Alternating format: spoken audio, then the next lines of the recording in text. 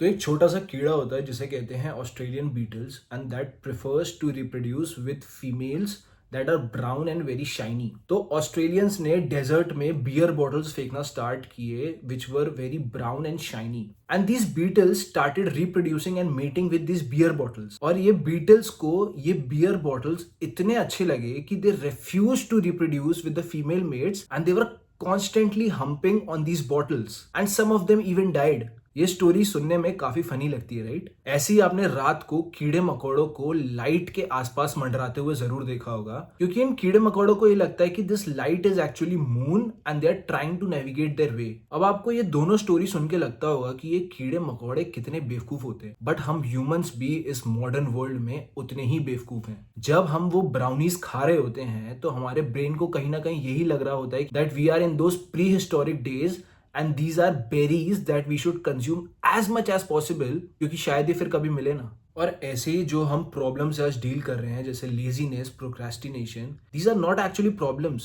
Our brain is confused. हमारा brain इस modern world के लिए अभी भी अडेप्ट कर ही नहीं पाया है। और इस वीडियो से आपका पर्सपेक्टिव लेजीनेस को लेके एकदम चेंज हो जाएगा। तो ये समझने के लिए कि how we got so lazy, unproductive, unmotivated, हमें अपनी बायोलॉजी को सबसे पहले समझना पड़ेगा। उसके बाद हमें ये समझना पड़ेगा कि जिस बायोलॉजी के बारे में हमें कुछ नहीं पता उसका मॉडर्न वर्ल्ड कैसे फायदा उठाता है, उसका इफेक्ट हम पे क्या पड़ता है जैसे कि लेजीनेस, और इसे हम ओवरकम कैसे कर सकते हैं। तो सबसे पहले समझते हैं एवोल्यूशनरी मिसमैच। तो दुनिया की जितनी स्पीशीज हैं वो अपने इन्वायरमेंट के हिसाब से अडेप्ट करती हैं। पोलर बेयर ठंडियों में रहता है तो उसने फर बना के अडेप्ट कर लिया। कैमल डेजर्ट में रहता है तो उसने हम्प में वाटर स्टोर करना स्टार्ट कर दिया। बट ह्यूमन बींग्स इकलौती ऐसी स्पीशीज हैं जिसने अपने इन्वायरमेंट को ही कंट्रोल करना स्टार्ट कर दिया। ठंडी लगी तो घर बना दिए, गर्मी लगी तो एसी बना दिया, भूख लगी तो जोमेटो खोल दिया।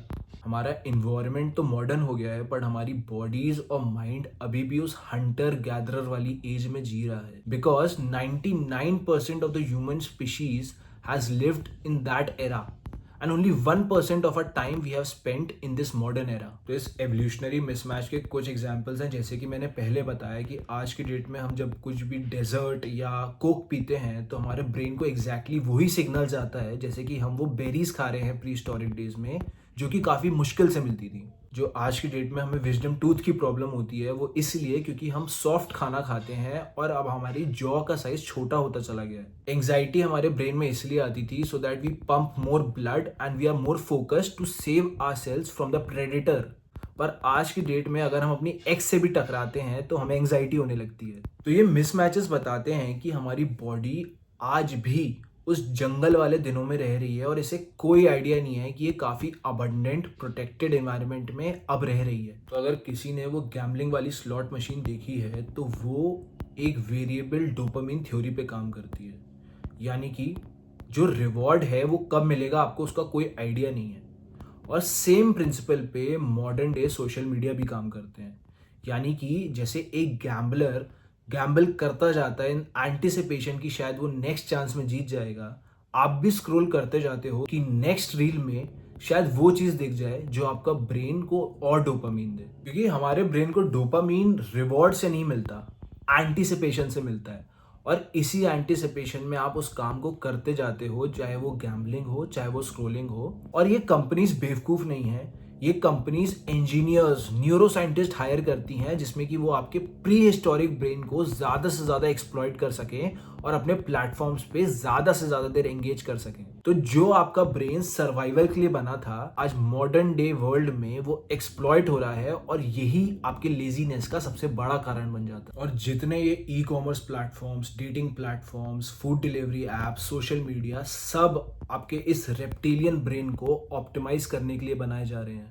और इसका इफेक्ट सीधा सीधा हम पे दिख रहा है। We feel tired all the time, we can't make ourselves disciplined, हमें काम बोरिंग लगता है, we are constantly anxious, we are comparing all the time, we feel unmotivated, we are constantly overthinking. और ये सिस्टम जानबूझ के ऐसा design किया जा रहा है to make you dull and weak, because dull and weak people just scroll, dull and weak people consume, dull and weak people do not question and just follow. तो बेसिकली हमारा brain design किया गया है इस तरीके से कि that it puts in effort एंड उसके बदले में उसे रिवॉर्ड मिलता है। तो पहले के जमाने में we used to walk miles make strategies, climb trees to hunt and gather. पर आज की डेट में हमारे पास इतनी अबंडेंस है कि we get our food very easily. पहले के ज़माने में लोग अपनी कैपेबिलिटीज़ बढ़ाते थे to attract a mate and reproduce.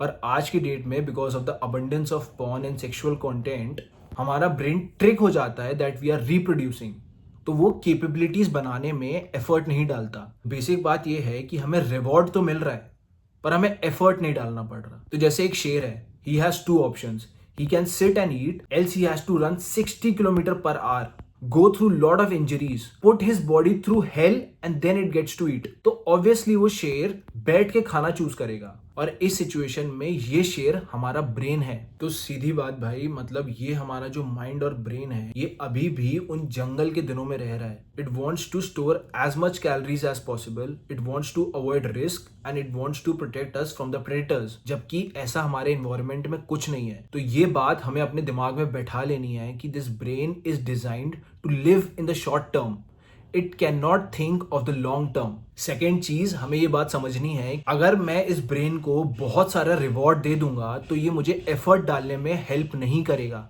और तभी प्रोक्रेस्टिनेशन, काम में बोरियत और लेजीनेस और ऐसी सारी प्रॉब्लम्स आएंगी। तो मेरे को कोशिश करनी है कि मैं कम से कम इस ब्रेन को रिवॉर्ड दूं और उससे ज़्यादा एफर्ट निकालूं।